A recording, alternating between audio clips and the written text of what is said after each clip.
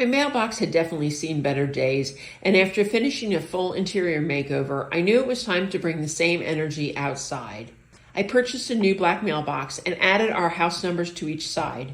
I constructed a base for the mailbox to sit on out of pressure-treated lumber and screwed the mailbox onto the base. I added a stained piece of pressure-treated lumber onto each side of the base. These boards would be screwed into the post. The whole post is a little crooked due to age, so to draw your eye away from that, I cut boards to the same length as the first board and attached them down both sides of the post. It was time to add the garden. Using a spade, I cut the sod a piece at a time. Once the large pieces of grass were removed, I raked away any remaining grass and stone. The boards are dry.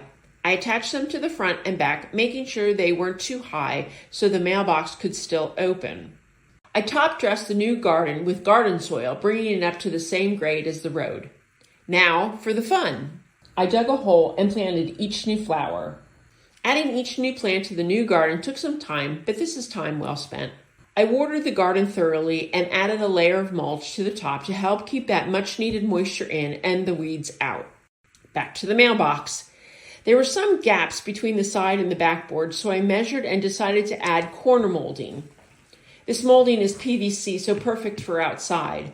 I spray painted it black to match the mailbox and the post. As the molding dried, I decided the top of the pole needed something, so I added a decorative plant hook.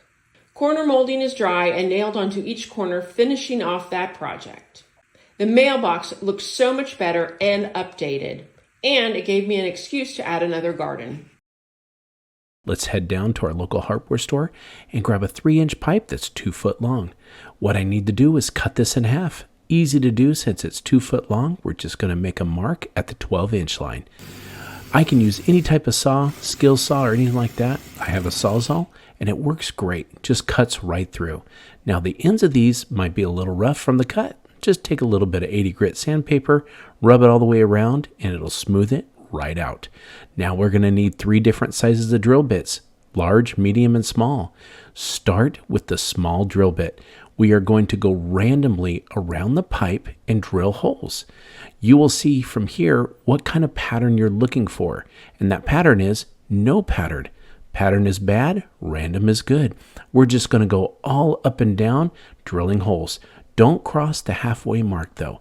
Once you get a good amount of holes in there, it's time we're going to switch over to the medium drill bit.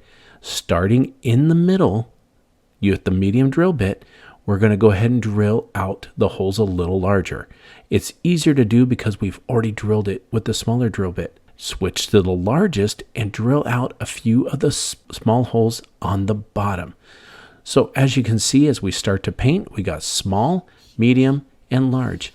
Now with the paint, it covers pretty good. You want to go small little bursts. If it takes 2 or 3 coats, that's better because then you won't get too many runs with the paint. Once you get it all covered up, it's going to look really good. Make sure you get the inside too. Let's let that dry, and now I grab some little Jenga pieces from the dollar store. Go ahead and get some wood glue and put it on the bottom. Use this scrap piece of wood that I have, and I'm going to glue these down. Now, these scrap pieces of wood are a little bit longer than the pipe, and it's going to do great as a spacer. Once we get it all glued up, I'm going to take some black spray paint and paint this wood. I'm only going to go, though, with 1 coat because I want the grain of the wood to kind of come through a little bit. When it dries up, you'll see that it doesn't give it a complete coverage. My only problem, though, is the solar lights that I'm going to use. They're actually a little bit too small, but I've got a solution. Take some hot glue, and again, I got some rope from the dollar store. I'm going to go ahead and glue that on the inside of the pipe at the top. Now, just keep wrapping that string all the way around, and it's going to glue in there great. That's going to be our little barrier that's going to hold our light in. As you can see, it holds firm. All we have to do is drop the light in, and look at that. It fits perfect, and it's flush with the top. Now it's time to take that board we painted, turn it around, and we're just going to put a mounting hook on the back. Just one simple one will work since it's lightweight. Now, once everything is dry, we're going to take some hot glue, put a good amount on both of those little Jenga pieces that are sticking up. We're going to take our pipe, center it, and go ahead and push it down firmly. It's going to hold up really nice. This is not going to be a problem. Now with the solar lights, you click the button and watch this. When it's dark, the light comes on, as you can see from this example. Mount the light, drop in the solar light, and it looks great just sitting on the wall. But when night comes, look at that light up. Just amazing how the light goes down the wall and it also shines through the holes. It does a great job welcoming our guests and family as they arrive at our house late at night. I love how these solar lights turned out, and I hope it inspires you to build your own DIY pipe solar lights. If you're in the mood for a spring project, grab a 1/4-inch thick ply, wood numbers, and a bunch of flour. I started by cutting the 1/4-inch thick plywood into required sizes for a flower box. You can use any saw you have or get them cut to size at your local store. You'll need a 12-inch long signboard, a 15 by 20-inch backer board, 3/4-inch frame pieces, and cuts for the box in these dimensions. Next, I began assembling. I glued the frame pieces on top and either sides. Then I put together the pieces for the box. I used painter's tape to temporarily hold them together while the glue dries. The box is then attached to the backer board.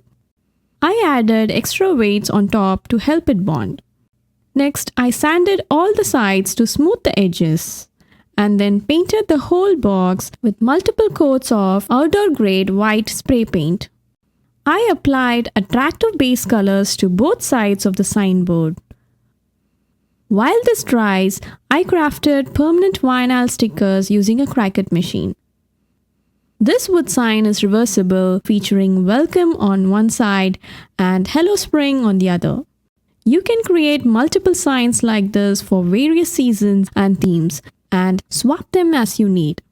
Next, I added 2 white hooks underneath the box. I drilled holes to the signboard and attached twine to hang it on the hooks. I then installed sawtooth hanger on the back of the baseboard. After that, I placed some foam inside the box and arranged colorful flowers to my liking. Next, I painted the wooden numbers black and fixed them on the box. This flower box not only serves as an address sign but also elevates the curb appeal. Plus, it's effortless to swap out signs and flowers to suit different seasons and themes. Here's a cool idea to upgrade your garden with these LED lights. First, I cleared out all the overhanging plants and exposed the existing retaining wall. Then I trimmed the overgrown bushes and used a power washer to clean the concrete blocks. After washing, I added another row of blocks, filled the gaps with sand, and topped up the garden with new mulch. It already looked amazing and I was ready to install the lighting. I then placed the rope light on the inner side of the edging, starting from the farthest end of the garden bed. I secured the light in place using garden staples about every 12 inches. This light is linkable and customizable to fit any length you need and flexible enough to follow the curves. Most importantly, LED lights are energy efficient. This is a perfect way to light up your walkways and other parts of the garden at night. It enhances safety while adding beautiful accent lighting. And there you have it, an easy way to highlight your garden bed with LED rope lights. Thanks for watching and happy gardening!